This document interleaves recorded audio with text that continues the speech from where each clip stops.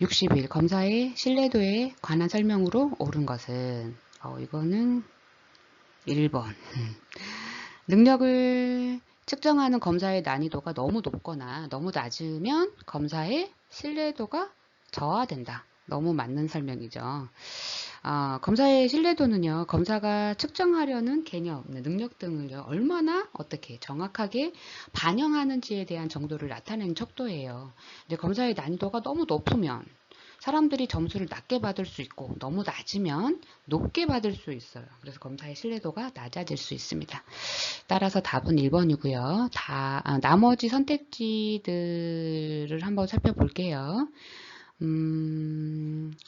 우선은 어떤 검사의 크롬바흐 알파가 0.90이라면 이 검사가 원래 측정하고자 했던 개념을 정확히 측정한다고 결론 내릴 수 있다.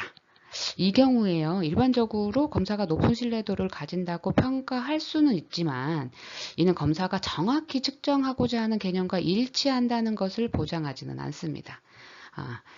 다음 3번. 연구 환경과 대상에 따라 검사의 신뢰도 추정치는 변하지 않는다. 연구 환경과 대상에 따라 검사의 신뢰도 추정치는 변할 수 있죠. 변할 수 있습니다. 4번. 포괄적이고 모호한 개념을 측정하는 검사들이 좀 더 구체적인 개념을 측정하는 검사에 비해 신뢰도가 높은 경향이 있다. 포괄적이고 모호한 개념을 측정하는 검사들이 더 낮은 신뢰도를 가질 수 있습니다. 그 다음에 검사들의 신뢰도가 낮을 경우 구성 개념 간 상관은 과대 추정된다. 검사의 신뢰도가 낮을 경우에요. 구성 개념 간 상관이 과대평가될 수 있습니다. 따라서 문제의 답은 1번이 맞습니다.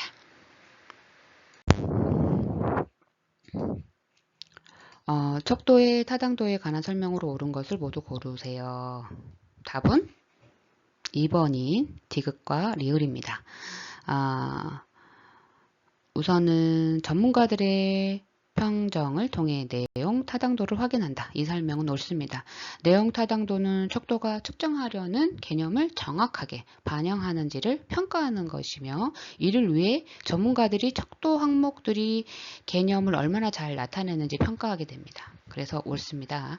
그 다음에 다특성 다방법 접근을 사용해서 척도의 수렴 타당도와 변별 타당도를 확인할 수 있다. 이 설명도 옳습니다. 수렴 타당도와 변별 타당도는 척도의 특성을 평가하는 데 사용되는 타당도의 종류이거든요. 다양한 방법과 다양한 특성을 사용하여 척도의 타당도를 확인할 수가 있는 거죠. 따라서 옳은 설명은 전문가들의 평정을 통해 내용 타당도를 확인한다. 옳고 다특성 다방법 접근을 사용해서 척도의 수렴 타당도와 변별 타당도를 확인할 수 있다. 옳습니다.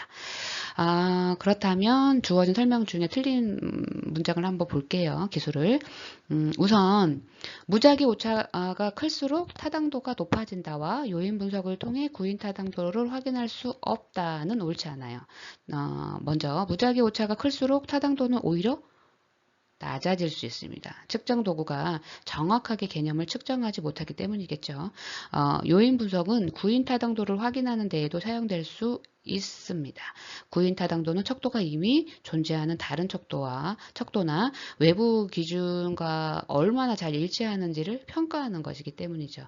따라서 문제의 옳은 답은 전문가들의 평정을 통해 내용 타당도를 확인한다와 다특성 다방법 접근을 사용해서 척도의 수렴 타당도와 변별 타당도를 확인할 수 있다인 2번 디귿과 리을입니다.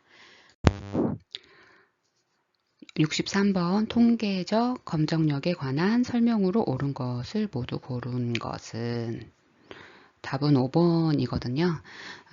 우선 설명해 보도록 하겠습니다. 첫 번째 기억 1-2종 오류로 표현된다. 이 설명은 옳습니다.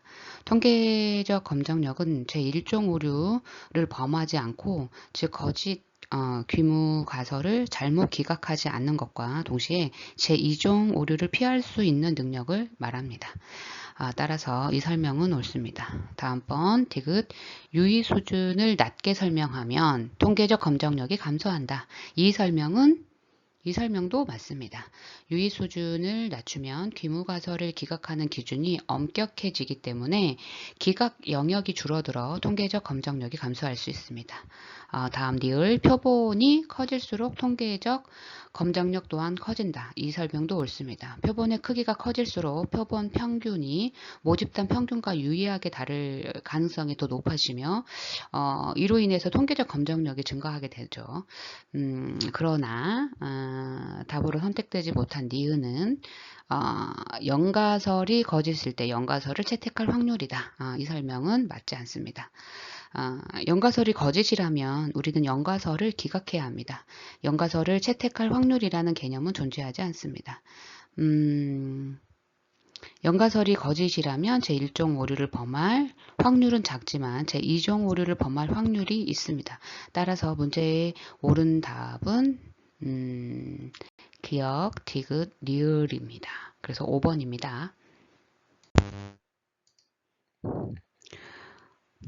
64번 연구 설계에 관한 설명으로 옳은 것은 정답은 2번인데요. 교차 설계를 적용한 연구에서 처치 순서를 무선으로 할당하면 연구의 타당도를 높일 수 있다. 이 설명은 옳습니다. 교차 설계는요, 피험자가 여러 처치를 받는 연구 설계이거든요. 처치 순서를 무선으로 할당을 하면 순서 효과와 같은 혼입 변이를 통제할 수가 있죠. 그래서 연구의 타당도를 높이는 데 도움이 됩니다. 따라서 이 설명은 옳습니다. 그럼 다음 선택지, 다른 선택지, 답이 될 수 없는 다른 설명들을 한번 살펴보도록 하겠습니다. 첫 번째, 모의 상담 연구에서 혼입 변이를 통제할 수 없다. 옳지 않죠. 모의 상담 연구는요, 연구자가 어떻게 인위적으로 설정한 상황에서 연구를 진행해요. 그러니 혼입 변이를 통제할 가능성이 높겠죠. 그래서 이 설명은 옳지 않습니다. 다음 3번은 상담 현장에서 실시하는 실험 연구는 실험실에서 실시하는 실험 연구에 비해 내적 타당도와 외적 타당도가 모두 높다. 어때요? 옳지 않죠. 일반적으로 상담 현장에서 실시하는 실험 연구는요, 현실감을 높일 수 있지만 통제가 어렵기 때문에 내적 타당도가 낮습니다. 반면 실험실에서는 어때요? 더 많은 통제가 가능하겠죠. 그래서 내적 타당도가 어때요? 높아요. 따라서 이 설명은 맞지 않습니다. 다음 요인 설계에서는 연구자가 조작할 수 있는 변인들만 독립 변인으로 선정한다. 옳지 않습니다. 이 설계에서는요, 연구자가 조작하는 변인뿐만 아니라 조작할 수 없는 변인도 독립 변인으로 포함될 수가 있습니다. 다섯 번째, 준실험 설계 연구에서는 실험 전에 무선 할당을 실시하기 때문에 모든 집단의 혼재 변인이 사전에 동일하게 분산된다. 옳지 않는 설명입니다. 준실험 설계는 무선 할당이 어려운 경우에 사용되고 완벽한 무선 할당이 이루어지지 않기 때문에 모든 집단의 혼재 변인이 동일하게 분산되지 않을 수 있습니다. 따라서 답은 2번 교차 설계를 적용한 연구에서 처치 순서를 무선으로 할당하면 연구의 타당도를 높일 수 있다. 이 설명이 옳습니다. 65번 문제입니다. 그림 1과 그림 2는 세 변인 A, B, C 사이의 관계를 보여주고 있다. 이에 관한 설명으로 옳은 것은? 먼저 첫 번째 그림 좀 볼게요. 첫 번째 그림은 A에서 B로, B에서 다시 C로. 그러니까 A가 B에 영향을 미치고 B가 C에 영향을 미치는 구조죠. 추가로 A에서 C로 직접 연결된 화살표가 있네요. 즉 A는 B를 통해서도 그리고 직접적으로도 C에 영향을 미친다는 표현인 것 같습니다. 그림 2는 A에서 C로 가는 방향이고 A가 C에 직접적으로 영향을 미치는 구조입니다. 이 관계에서 B가 영향을 미치는 변인임을 나타내는 화살표가 하나 있죠. 즉 B가 A와 B 사이의 관계에 영향을 미치는 변인으로 작용한다는 의미입니다. 각 선택지를 한번 분석해 본다고 하면 우선 이제 그림 1회에서 A와 B 사이의 관계 크기나 방향이 C에 의해 달라지는지 확인한다. 이 설명은 틀렸죠. 그림 1에서는 C는 A와 B 사이의 관계를 조절하지 않습니다. C는 A와 B에 의해 영향을 받는 종속 변인입니다. 따라서 이 설명은 틀렸습니다. 2번 그림 2에서 B가 A와 C 사이의 관계가 존재하는 이유를 설명할 수 있는 기제인지 확인한다. 그림 2에서는요. B는 A와 C 사이의 관계에 영향을 미치는 변수죠. 그렇지만 이는 관계가 존재하는 이유를 설명하는 기제라기보다는요. A와 C 사이의 관계를 어떻게 조절하는지를 보는 것이죠. 따라서 이 설명도 맞지 않습니다. 세 번째 그림 2에서 B는 연속 변인이어야 한다. B가 반드시 연속 변인이어야 할 필요는 없습니다. B는 이산 변수일 수도 있고 연속 변수일 수도 있습니다. 따라서 이 설명은 틀렸습니다. 4번 그림 1에서 C에 대한 A의 총 효과는 C에 대한 A의 직접 효과에서 간접 효과를 뺀 값이다. 설명이 틀렸죠.